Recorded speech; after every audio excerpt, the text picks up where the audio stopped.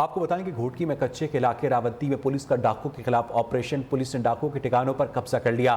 3 ڈاکوں کے زخمی ہونے کی اطلاع ہے۔ ڈاکوں کے درجنوں ٹھکانوں کو آگ لگا دی گئی۔ آپریشن میں جدید ٹیکنالوجی، سینکڑوں پولیس موبائل وینز اور بختر بند گاڑیاں اور اس کے ساتھ ساتھ جدید اسلحہ بھی استعمال کیا گیا۔ آپ کو ایک مرتبہ پھر اپڈیٹ کریں کہ گھوٹکی میں کچے کے علاقے راونتی میں پولیس کا ڈاکوں کے خلاف ریڈ آپریشن، پولیس نے ڈاکوں کے ٹھکانوں پر قبضہ کر لیا۔ 3 ڈاکوں کے زخمی ہونے کی اطلاع ہے۔ ڈاکوں کے درجنوں ٹھکانوں کو آگ لگا دی گئی۔ آپریشن میں جدید ٹیکنالوجی، سینکڑوں پولیس موبائل وینز اور بختر بند گاڑیاں جبکہ جدید اسلحے کا بھی استعمال کیا گیا، اور اس آپریشن کے مناظر آپ اس وقت اپنی ٹیلی ویژن اسکرین پر دیکھ سکتے ہیں۔ گھوٹکی میں کچے کے علاقے راونتی میں پولیس کا ڈاکوں کے خلاف گرینڈ آپریشن ہے۔ اسی حوالے سے مزید بات کریں گے ایس ایس پی تنویر حسین سے، جو کہ ہمیں جوائن کریں گے گھوٹکی سے۔ ایس پی صاحب، بہت شکریہ آپ کے وقت کے لیے۔ یہ بتائیے گا کہ اس آپریشن سے کیا مقاصد حاصل کیے گئے ہیں اب تک پولیس کی جانب سے؟ دیکھیں، سب سے پہلی بات یہ ہے کہ یہ جو آپریشن ہے بیسیکلی ہمارے پاس ایک پولیس اسٹیشن ہے رونتی، وہاں رونتی پولیس اسٹیشن کے حدود میں جو پرابلم ہے وہ ہے کڈنیپنگ فار رینسم کا، اور ریسنٹلی ہمیں یہی اطلاعات ہے کہ وہاں پہ تقریباً 8 سے 9 مغوی جو ہے مختلف علاقوں کے، خاص طور پہ خیبر پختونخوا کے لوگوں کو سستی مشینری جس میں بلڈوزرز اور ٹریکٹرز وغیرہ یا ٹرکوں کے لیے دھوکے سے بلوا کے ان کو یہاں پہ باندھ کے ان کے جو ورثاء ہے ان سے تاوان جو ہے وہ مانگا جاتا ہے۔ تو اسی سلسلے میں ابھی آپریشن ہوا ہے۔ ابھی آپریشن فی الحال جو ہے وہ ہم آج کا، کیونکہ وہ ہم دن میں ہی آپریشن تصوری یہی کہتے ہیں، اور شام کے ٹائم میں ہم ریٹریٹ کر کے واپس اپنی بیس کیمپس میں واپس آتے ہیں، تو کافی ڈاکوؤں کی زخمی ہونے کی اطلاعات ہیں، لیکن میں ابھی فی الحال کنفرم نہیں کر سکتا ہوں کہ کتنے ڈاکو ابھی تک مارے گئے ہیں یا کتنے جو ہے وہ زخمی ہیں۔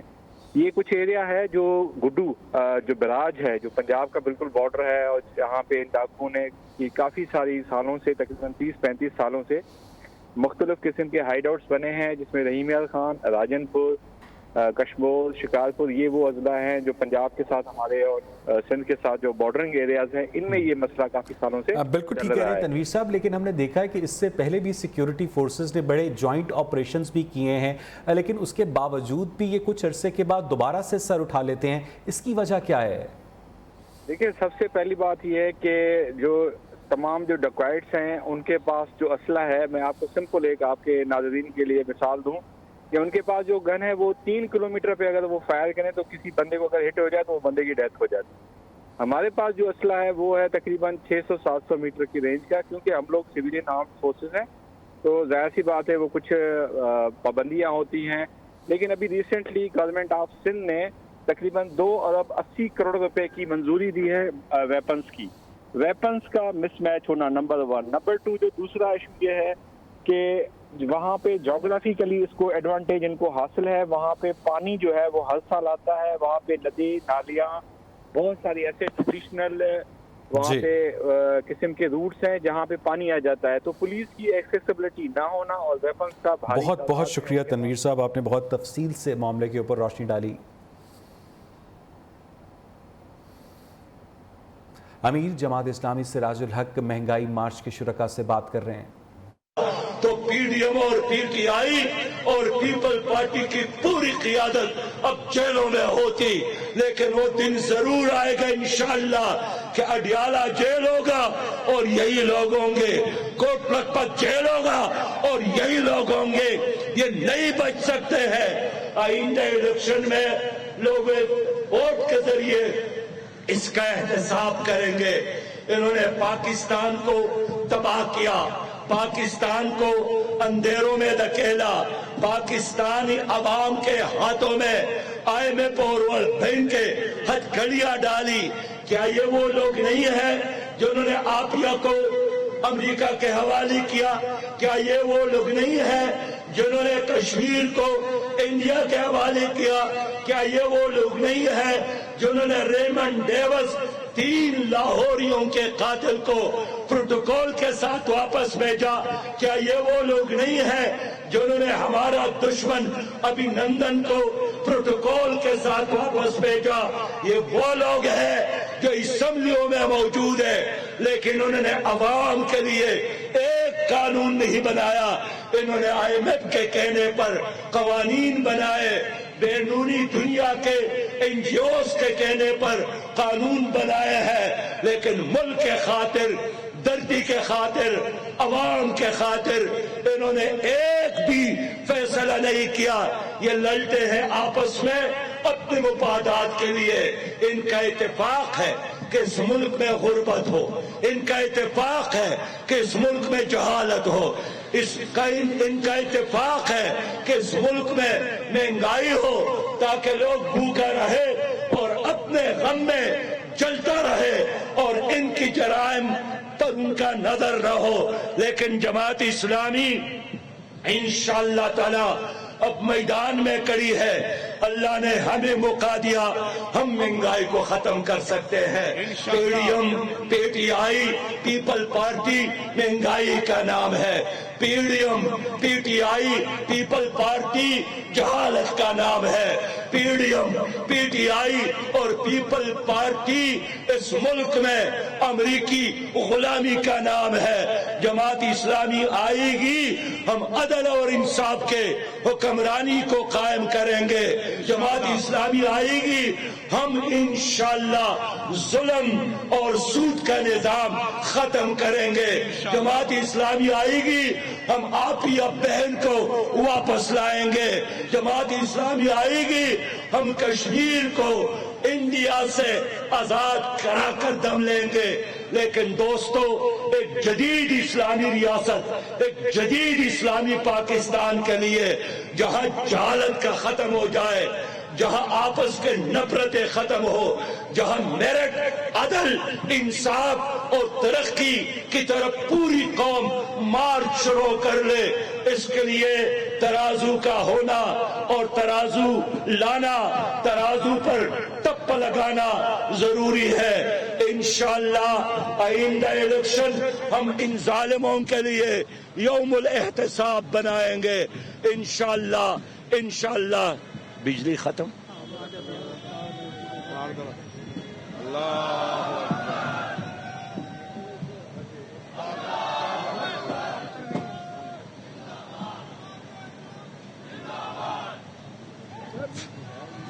امیر جماعت اسلامی سراج الحق لاہور میں مہنگائی مارچ کے شرکاء سے خطاب کر رہے تھے۔ ان کا کہنا تھا کہ جب جماعت اسلامی برسر اقتدار آئے گی تو سود کا خاتمہ کیا جائے گا، ڈاکٹر عافیہ صدیقی کو رہا کروایا جائے گا اور بھارت کے قبضے سے کشمیر چھڑوایا جائے گا۔ ان کا یہ بھی کہنا تھا کہ جن حکمرانوں نے مہنگائی کر رکھی ہے ان کی منزل اڈیالہ جیل ہے۔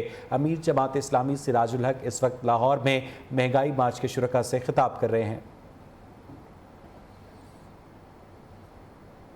گوجرانوالہ میں محکمہ انہار کے دفتر میں شہری کا ایکسین پر تشدد، نیوز نے تشدد کی سی سی ٹی وی فوٹیج حاصل کر لی ہے۔ اس فوٹیج میں شہری کی جانب سے ایکسین کو تھپڑوں اور مکوں سے تشدد کا نشانہ بناتے ہوئے دیکھا جا سکتا ہے۔ ایکسین علی رضا نے تھانہ سول لائن سے کارروائی کے لیے رجوع کر لیا ہے اور اس مار پیٹ کے مناظر بھی آپ اس وقت اپنی ٹیلی ویژن اسکرین پر دیکھ سکتے ہیں۔ گوجرانوالہ میں محکمہ انہار کے دفتر میں شہری نے ایکسین پر تشدد کیا، نیوز نے تشدد کی سی سی ٹی وی فوٹیج حاصل کر لی ہے۔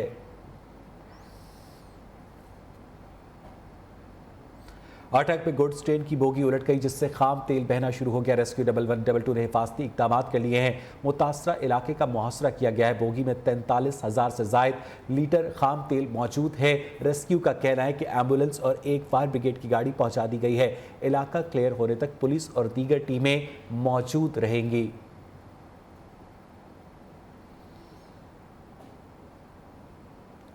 شاہدرہ کے علاقے فروخ آباد سے 2 کم سن بچے مبینہ طور پر اغوا کر لیے گئے۔ نامعلوم موٹر سائیکل سوار گھر کے باہر کھیلتے ہوئے بچوں کو لے گئے۔ سی سی ٹی وی کیمرے میں موٹر سائیکل سواروں کی فوٹیج سامنے آ گئی ہے۔ پولیس نے خصوصی ٹیمیں تشکیل دے کر بچوں کی تلاش شروع کر دی ہے۔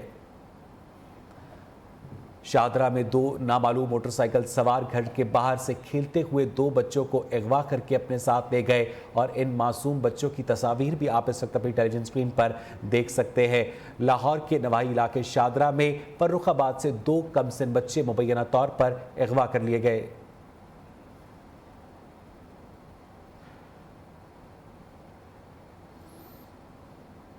کوئٹہ میں مصطفیٰ نواز کھوکر سیمینار سے خطاب کر رہے ہیں۔ دوستوں، نہ تو اس ملک میں جمہوریت ہے اور نہ ہی اس ملک میں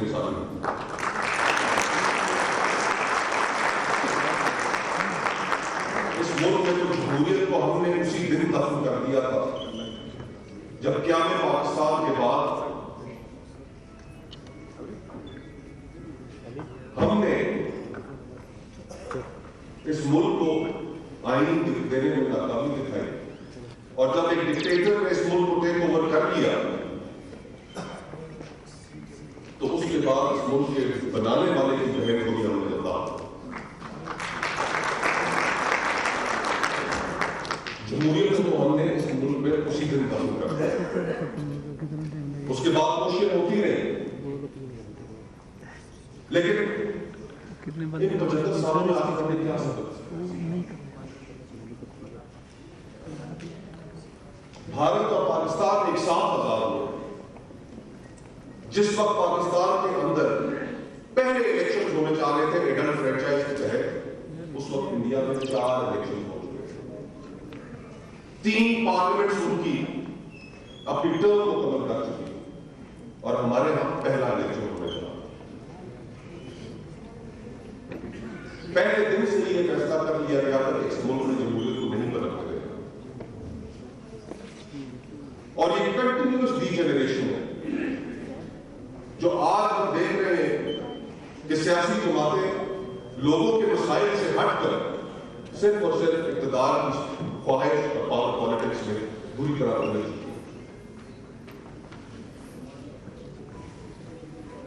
ایک بڑے سمے کے بعد ایک آئین تیار کیا، اس آئین بنانے والے کے ساتھ ہم نے کیا، اور یہ سب کتاب جس کو ہم آئین کہتے ہیں، یقین مانیے اس میں 8 آرٹیکل 8 سے لے کر 28 تک ہی آئین ہے۔ اس کے بعد کی جو ساری گفتگو ہے کہ قومی اسمبلی کیسے ہوگی، اس کے الیکشنز کیسے ہوں گے، آڈیٹر جنرل کا آفس کیا ہوگا، سپریم کورٹ کیسے ہوگی، ان 8 سے لے کر 28 شکوں کے اوپر جو انسانی حقوق کی ضمانت ہے اس ملک میں، ان پر ہم نے کتنا آج بلوچستان میں جس محفل میں آپ جائیں، جس جگہ آپ جائیں، کہیں آپ سنجیدہ گفتگو کا انعقاد کریں تو سوالات ادھر کر آپ کے سامنے آ جاتے ہیں۔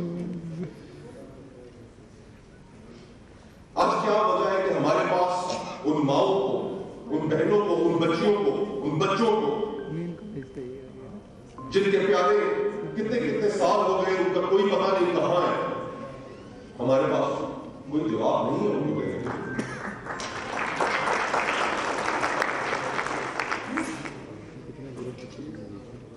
عدالتیں جن کے ذمے یہ آئین نے ذمہ داری لگائی ہے کہ وہ انسانی حقوق کے تحفظ کو اس ملک میں یقینی بنائیں گے، وہ عدالتیں خاموش ہیں۔ انصاف کے منصب پر بیٹھے لوگ توجہ نہیں دے پا رہے ان مسائل کی جانب، اور معاشرہ پہ گھٹتا چلا رہا۔ کتنی دفعہ ایسے ہوا کہ اسلام آباد میں کتنی دفعہ آپ لوگ ہمارا ضمیر جگانے وہاں پر آئے، اہل اقتدار کا ضمیر جگانے وہاں پر آئے، ہم میں سے کچھ لوگ وہاں پر پہنچے، رکے میں پہنچے، اظہار ہمدردی بھی کی، اظہار یکجہتی بھی کی، لیکن آج تک ہم اس معاملے کا حل نہیں نکال سکتے۔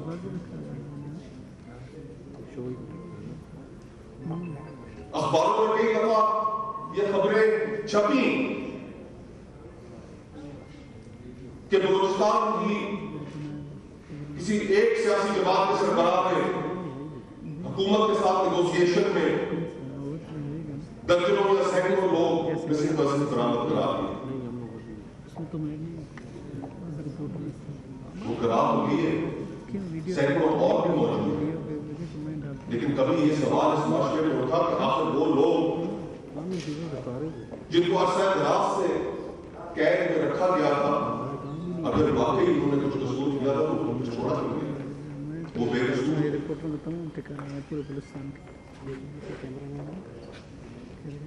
اس ملک میں ہم نے کوئی ایسا موقع نہیں جانے دیا کہ جس میں ہم نے اس ملک کے شہریوں کو اس ملک سے دور کرنے کی کوشش کر دی، اور حالات کی سنگینی کو مد نظر رکھتے ہوئے हम जो दोस्त आज यहाँ पर आपके सामने मौजूद हैं, इसी सोच को लेकर निकले हैं कि हम इस मुल्क के हर कानून खिलाफ कोयटा में तकरीब से खिताब कर रहे हैं। अरे वक्त हुआ एक ब्रेक का।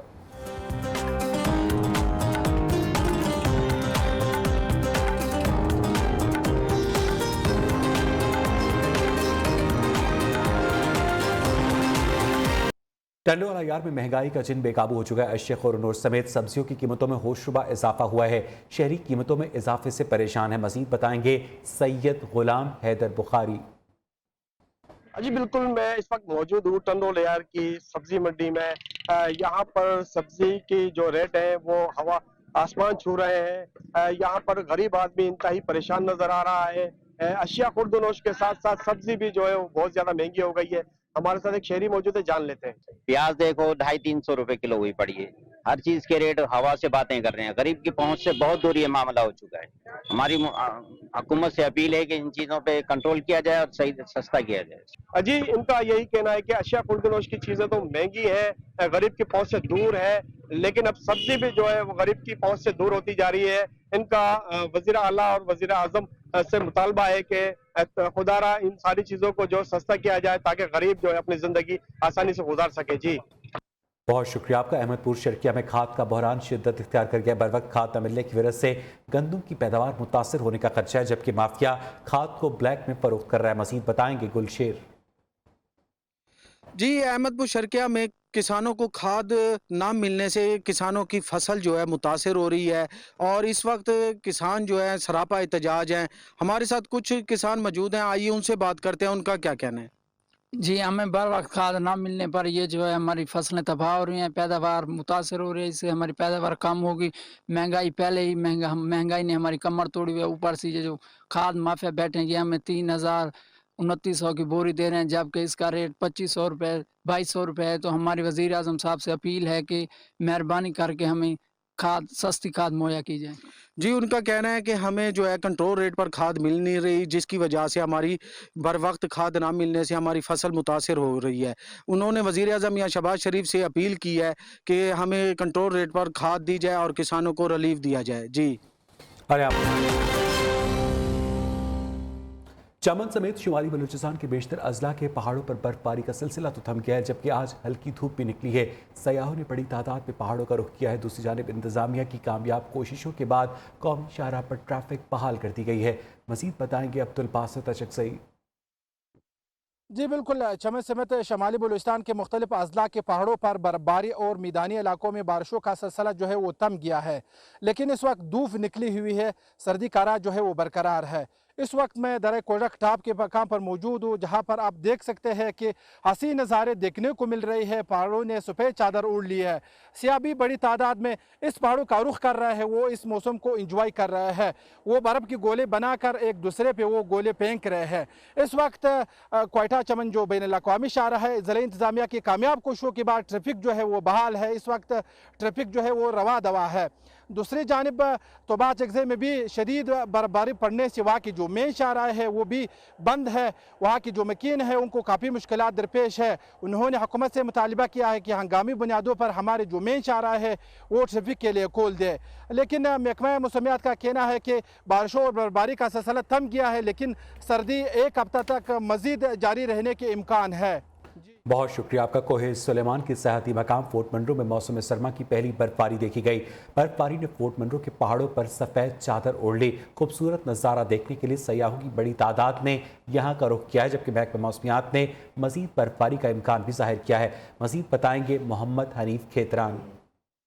मौजूद हूँ फोर्ट मंरो में। तकरीबन 2 बजे से जो है वो बर्फबारी का सिलसिला यहाँ शुरू हुआ है। अब बर्फबारी तो थम चुकी है, पहाड़ों ने सफ़ेद चादर ओढ़ ली है, जबकि महकमा मौसमियात की जानिब से ये भी पेशगोई की जा रही है कि शाम के वक्त भी बर्फबारी होने के इम्कानात है। इस वक्त हमारे पास कुछ सियाह तफरी के लिए कुछ लोग आए हुए हैं। हम उनसे पूछते हैं कि वो इस बर्फबारी को कैसे एंजॉय करें। शदीद सर्दी भी है, अब किस तरह एंजॉय करें इस बर्फबारी को? जी अल्हम्दुलिल्लाह यहाँ पे सैर करने आए। हमारा घर यहाँ रखनी के साइड है। अल्हम्दुलिल्लाह यहाँ पे चक्कर पे है।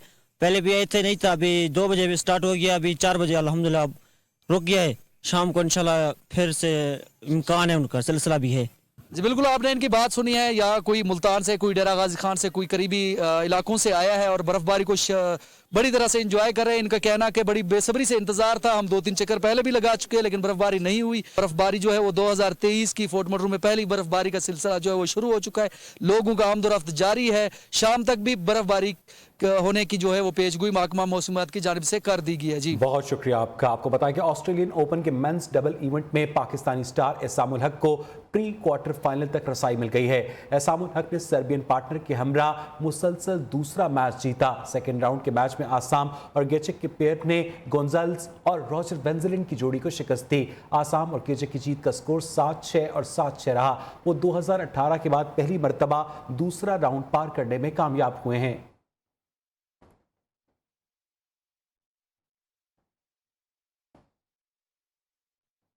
मानसेरा के सयाहती मकाम शुगरान में बर्फबारी का सिलसिला वक्फे से जारी है। आसमान से गिरते रुई के गालों ने पहाड़ों पर सफ़ेद चादर ओढ़ ली है।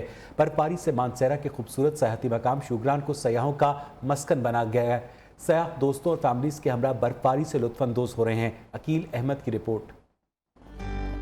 सतह समंदर से 10,000 फीट की बुलंदी पर वाक़े पाकिस्तान के खूबसूरत तरीन सियाहती मकाम शुगरान को दुनिया भर में बेपनाह खूबसूरती में नुमाया मकाम हासिल है। बर्फबारी से यहाँ की खूबसूरती ख्वाबों की दुनिया को हकीकत में बदल देती है। सफेद मोतियों की बारिश और दिलफरेब नज़ारे सयाहों पर सहर तारी करते हैं। माशाल्लाह आज हम शुगरान आए हैं तो माशाल्लाह बहुत मजा आया। यहाँ की बर्फबारी बहुत ही आउट क्लास थी।